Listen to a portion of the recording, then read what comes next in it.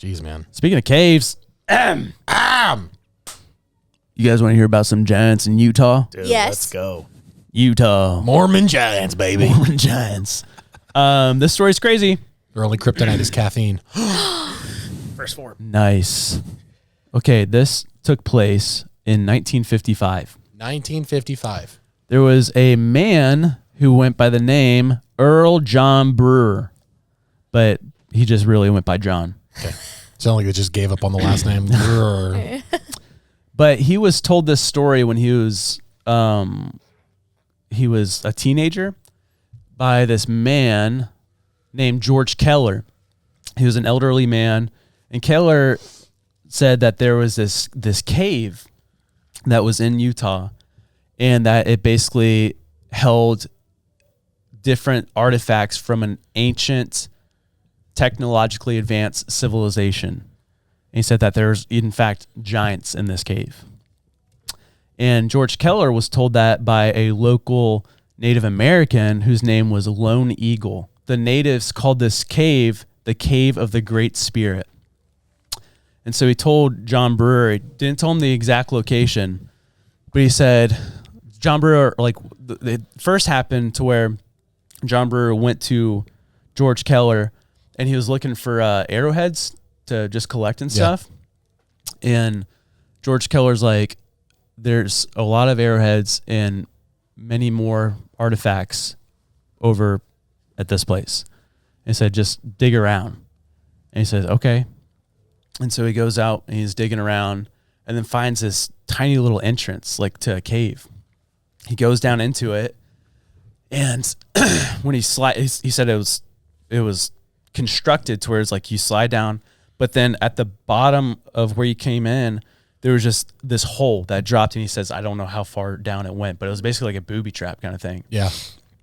Walked around it, and then discovered just the craziest of things. He found all these ancient copper tablets that had weird inscriptions on them, and I'll show you the picture. This is some of the tablets that he found. That's just chilling in this cave. Whoa. Yeah. And It's also weird that it's copper. Like, that's not a typical thing. yeah. And then Some rednecks are out there like, what? But yeah, it says that there's inscribed with numerous indecipherable writings, strange symbols and letters consisting of many lines, and then there's like a couple of like scorpions depicted on it and stuff, and like serpents and dragons and like crazy stuff. And then he left and decided to come back with his son to show his son, and so his son could like make drawings of it and stuff. Yeah.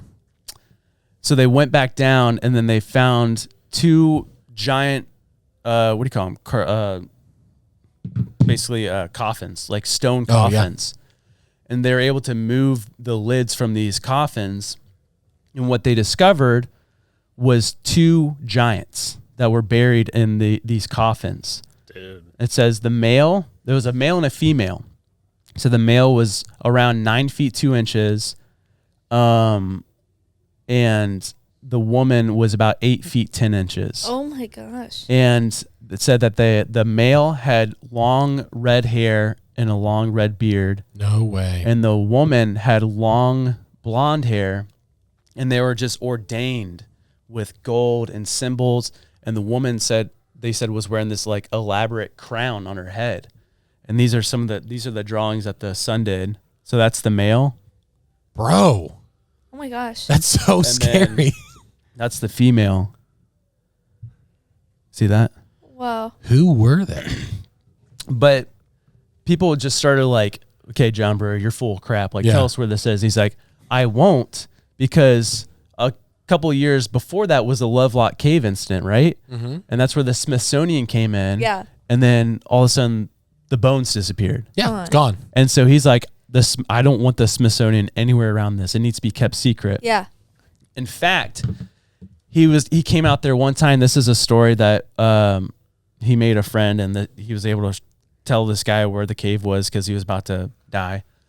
But he told this man, one day I was walking to the cave, and all of a sudden there's 3 men standing, very tall men, long blonde hair, And he said,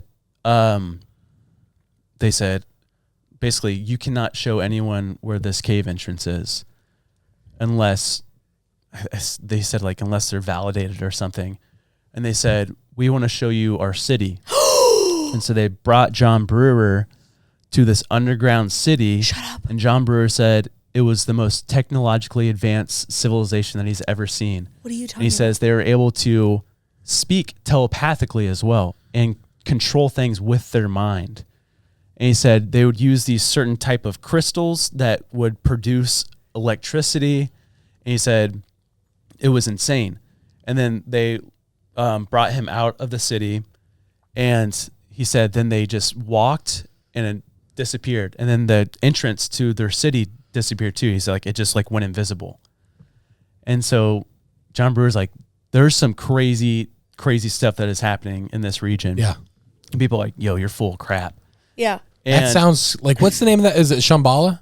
yeah. That the secret city? Well, that's what I'm saying. Yeah. Like, and something like that maybe. but if we talk about the city of the lizard people Yeah. and like you see on this, like on the man, the giant, you see those like lizard snake Yeah. things at the bottom. Yeah. There's something weird with that.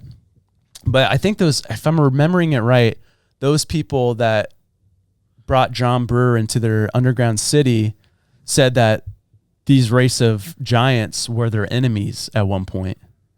And so there was like this battleground. So what do we think of these people were? These blondes? I don't know. Possible angels? Yeah, maybe. Maybe. But Jeez. Why would they show him their spot?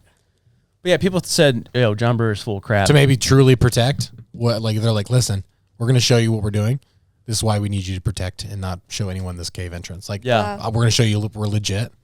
Yeah. Weird. And maybe that's where they create crafts and stuff. We're talking about it like an actual physical factory, like what Nate says. Yeah. They're I mean, they're what if building that's- their stuff there. What if that's where it's at? That Yeah. hidden city. Dude, can I make a quick, tell a quick story real quick? yeah. Just happened last week and it really kind of scared me. So we have our neighbor, she's great. She's an older lady. Her name's, I'm not going to share her name actually. But we're out of town for like a day and a half. And we're just like, we just need someone to dog sit. So sometimes she'll come over and just take care of her dogs, whatever. But we bring her in and she just is not very technological. She's flip phone, everything like that. So we're telling her like, hey, if you want to come over, and she's like, yeah, I might just watch TV or something. I'm like, yeah, and if you want music, we have an Alexa over here too. And he's like, oh, I've never seen one of those. And I was like, yeah. So like, it's like if you like, hey, Alexa, play 80s rock music, whatever, and like it starts playing, and it's playing like at like volume 5, and we're talking about the dogs and stuff like that, and she just cuts me off and Kelsey off and just goes back to the Alexa like, oh, I want to play this other song.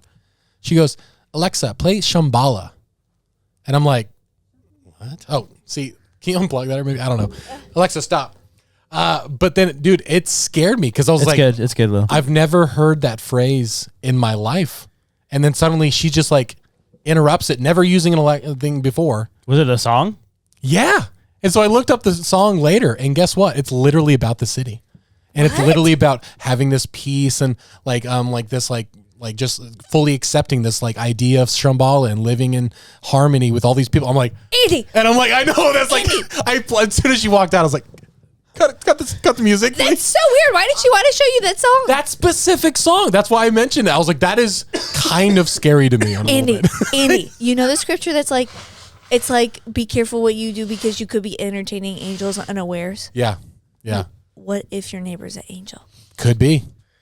Or fallen angel? I feel like I have to apologize to this angel because we're usually the noisy neighbors that have the rowdy dogs. You should make her some salsa. I should make peace with anybody who knows about Shambhala. Yeah. Yeah. But it's just like it was super random, that's super creepy because I was like super weird. because it's like a song from the 60s. And it's like from a band that I've never heard. I'm like, weird. Yeah, Three Super Dog strange. Night. Yeah. What the heck? Super strange. Wash away my troubles, wash away my pain with the rain and Shambhala. Wash away my sorrow, wash away my shame with the rain. It was the most random thing. And I'm like, I would have never known that word if we had not talked about it. But then you That's mentioned weird. this, and so that's what reminded me. Why does she want to show you that song? I don't know. And she interrupted the song. We were already like, she's like, oh, I want to show you this song too. It's like, we were not talking about music. We were just showing like, hey, the TV's here, music's there. Andy, you got to keep a close eye on that I neighbor. got it. Her backyard has a portal in it. Probably. Diving right in the trailer park. Hey, Trailer park baby. portal. Jurassic Park. Oh. But yeah, this That's crazy, dude. yeah. Like that's and so what happened after that? Is there any update? No. Well, so people were like basically like, you're full of crap, John Brewer. Yeah. And because he kept all of his findings in a journal that no one's ever seen. And the one piece of evidence besides those copper plates, but people was like, oh, well, you made those copper plates to do this whole story. But he said when he found these copper plates, they were wrapped in like a bark material, like tree bark. And like, so it was bark and mud and all that stuff. So it took him a while to carefully get it off to where you could get these copper tablets. But he brought the bark to these copper tablets to a guy who's a professor of physics at BYU named Stephen Jones. And Stephen Jones radiocarbon dated this bark. And he's like, this is his quote. He said, with a radiocarbon age of 5 BC to 390 BC, the Brewer bark sample is thus scientifically demonstrated to be very old. The bark used to cover the stone box in question is indeed ancient. So he's like, if he's lying about it, he found some old bark. Some old bark that dates back to potentially 390 BC. That's so crazy. What does he have to gain? Like, Yeah. why would he lie? Like, Well, and yeah, I mean, like, if he was trying to be, like, all cool about it, like, look what I found, he would have publicized it more, but he hid his journal and he hid all this stuff. Yeah. His behavior doesn't match it being a fake. I think it kind of ruined his life, too, a little bit, because I think he was Mormon, and when he was telling people about what he's seen and stuff, I think at the time, the church was like, you need to stop talking about this. You're full of crap.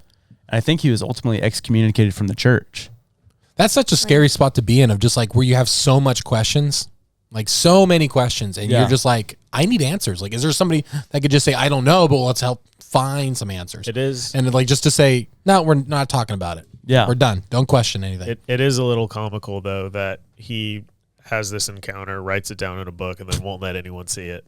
Yeah. Yeah, it's kind of on brand. But there's this guy, his YouTube, this is where I first heard of this story. What's his YouTube called? Let me just pull it up real quick. It's called Terry Carter, and very obscure YouTube channel. He's the one that He's like told the story. He's a treasure hunter. Okay. But he interviewed the guy who told the story of John Brewer and stuff. Nice. Yeah. It's so scary how quickly things can be forgotten, and like we just move past it, because that was in the 50s. Yeah. Like, and it's like it just takes no time at all. Like, I mean, we'd like even, I know it's like has nothing to do with it, but it's like the Boeing whistleblower stuff. Yeah. Like, that was a month ago, Yeah. and we're just like, no one's talking about it anymore. And it's like it just how we just move on so quickly. Of like, no, there's like some weird stuff happening. Yeah. Can we not like spend some time on it, or like, hey, let's put a pin in it? Everything like that we're putting a pin in, like let's wait for the debates, or like whenever we have, and so we can just grab all these questions and ask the people that need to. I think the villains of the world capitalize on our attention spans, and that's why they're throwing so much at us all Oh the yeah, time. definitely.